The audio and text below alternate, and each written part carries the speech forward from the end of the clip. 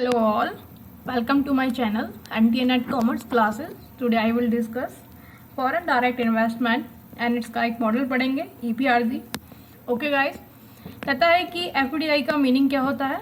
Foreign direct investment is an investment in the form of controlling ownership in A business in one country bye an entity based in the another country. कहता है कि जब एक देश दूसरे देश में कोई इन्वेस्टमेंट करता है तो उसको हम FDI करते हैं. और किस मोटिव के लिए करता है? कंट्रोलिंग के लिए, ओनरशिप के लिए करता है. कहता है कि हम ये क्या क्या करता है, मर्जर कर लेता है, अपनी कंपनी को किसी और देश की कंपनी के साथ मर्जर कर सकता है. और कहता है कि ये क्या करता है, एक्विजिशन कर सकता है. ठीक है, दूसरी कंपनी को एक्वायर कर लेता है और कोई नई बिल्डिंग या फिर नई एंटिटी एस्टेबलाइज करता है. ओके, और ये कितना होता है? ये 10% और मोर होता है वोटिंग राइट. FDI कहता है कि किसी भी कंपनी के इक्विटी कैपिटल का 10% मोर होता है. अगर ये 10% लेस होता तो इसको हम क्या बोलते हैं? FPI, foreign portfolio investment. Okay, कहता है कि जो हमारा FDI होता है उसमें क्या क्या इंक्लूड होता है. हम इक्विटी कैपिटल में इन्वेस्ट कर सकते हैं, लॉन्ग टर्म कैपिटल में, शॉर्ट टर्म कैपिटल में, इसको हम बैलेंस शीट में दिखाते हैं. उसके बाद है FDI. नेट FDI क्या होता है?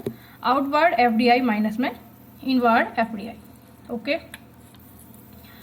फिर उसके बाद इसका एक मॉडल पढ़ते हैं EPRG. EPRG मॉडल जो था वो किसने दिया था? वो पर्ल मटर ने दिया था EPRG मॉडल. इसको फर्दर डेवलप किसने किया था? विंड एंड डगलस ने किया था, जो 1969 में किया था, 69 में.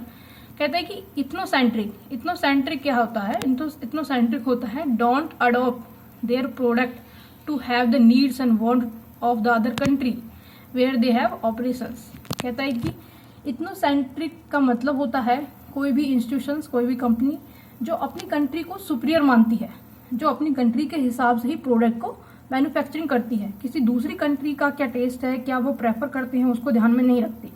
ठीक है, उसको बोलते हैं इथनोसेंट्रिक. उसके बाद है पॉलीसेंट्रिक. ये इसके जस्ट अपोजिट होता है. ये कहता है कि equal importance to every country, domestic market, believe in the uniqueness of the every market.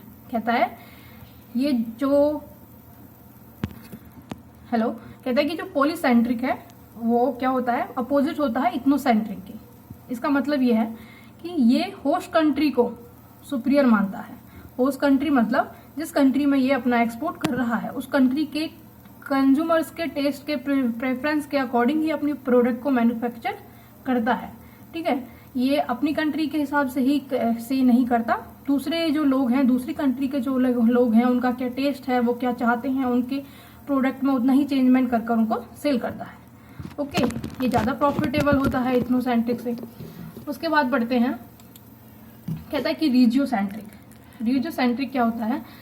Regiocentric है economic, culture and political similarity among the regions. कहता है कि ये एक देश से दूसरे देश के बीच इकोनॉमिक कल्चर में क्या सिमिलरिटी हैं, क्या पॉलिटिकल कंडीशन में क्या सिमिलरिटी हैं.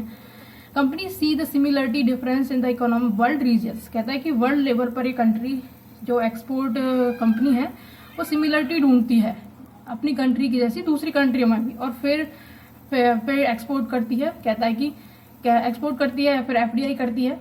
कहता है कि क्लाइमेट सिमिलरिटी क्या है, क्या क्या उनका वातावरण हमारे जैसा ही है, क्या उनका जैसे हमारे यहाँ ठंड आती है, कभी गर्मी आती है, ऐसे उनके जैसा भी है, क्या उनका भी वहाँ वैसा ही है, क्या उनका टेस्ट ऐसा ही है, कल्चर उनका क्या है, वो क्या पहनते हैं, कैसी ड्रेसेस रखते हैं.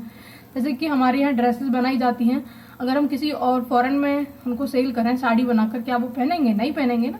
या फिर कोई भी ऐसा प्रोडक्ट हम बनाएं जो हम खाते हैं लेकिन वो लोग नहीं खाते हों, और वहाँ जाकर हम एक्सपोर्ट करें या फिर वहाँ जाकर उसको मैन्युफैक्चरिंग करें, वहाँ जाकर उनकी कंपनियां लगा दें, तो ये तो बेकार की इन्वेस्टमेंट हो जाएगी.